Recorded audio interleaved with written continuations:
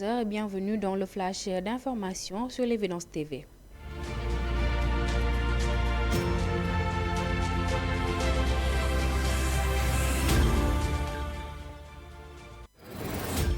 Mois d'août 2020, les éléments de la gendarmerie de Bambey ont été alertés pour un homicide survenu au village de Mbafay, dans la commune de Réfane. Arrivé sur les lieux, ils découvrent la dépouille d'une fille étendue sur le sol des toilettes, complètement nue. La défunte portait au cou des traces d'étranglement.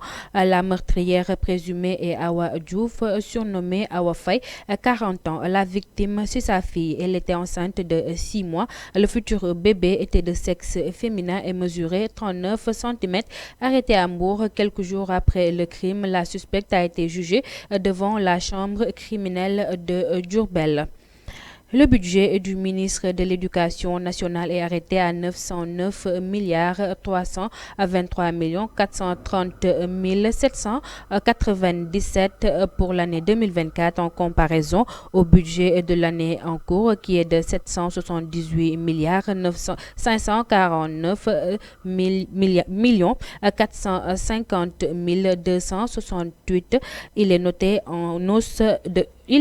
une hausse de 130 773 980 529 en valeur absolue, 16,8% en valeur relative. En effet, les autorisations d'engagement sont évaluées à 944 959 363 377. Le ministre de l'Éducation nationale a signifié ce budget est élaboré dans un contexte particulier marqué par une volonté de bâtir un système éducatif de plus en plus performant. Le budget de 2024 s'articule autour des principaux fondamentaux du plan d'action prioritaire, ajusté et accéléré. Cela à travers 4 stratégies qui sont le renforcement des capacités à tous les niveaux.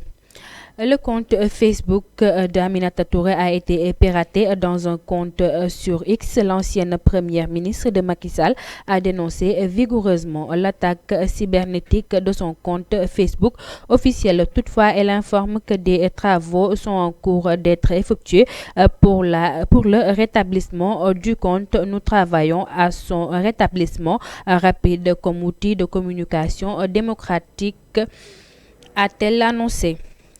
Parlons au sport en déplacement sur la pelouse du Togo pour le compte de la deuxième journée des éliminatoires de la Coupe du Monde 2026. Les Lions ont été tenus en échec par le Togo sur un score nul et vierge. L'actualité internationale pour terminer, les séparatistes Touaregs ont démenti l'existence d'un charnier que l'armée malienne a affirmé avoir découvert la semaine dernière à Kidal dans le nord, une ville baston des rebelles récemment reprise par les forces de la junte et des alliés.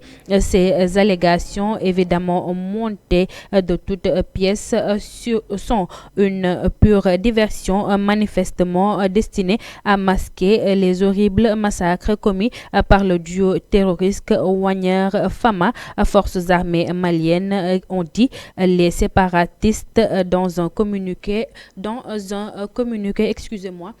C'était tout pour ce flash d'information. Nous vous retrouvons demain à la même heure.